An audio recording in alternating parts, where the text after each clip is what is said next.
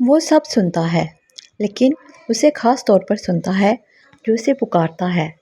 وہ سب کے پاس ہے لیکن اس کے پاس خاص طور پر ہے جو اس کی تلاش میں ہے۔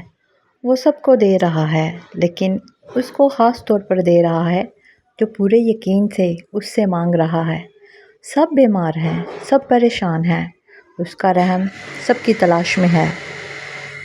لیکن یہ رحم خاص طور پر اس پر سایہ فگن ہے جو پر امید ہے اور یقین رکھتا ہے کہ اس کا رب اس سے غافل نہیں۔ یقین، صرف یقین۔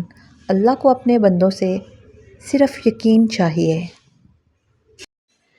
یہ دنیا جس میں یوسف علیہ السلام کو سستے داموں میں بیچا گیا، ابراہیم علیہ السلام کو آگ میں ڈالا گیا، موسیٰ علیہ السلام پر جادو کا الزام لگایا گیا اور محمد صلی اللہ علیہ وسلم پر پتھر برسائے گئے، کیا آپ انتظار کر رہے ہیں کہ یہ دنیا آپ کے کندھے پر تھپکی دے؟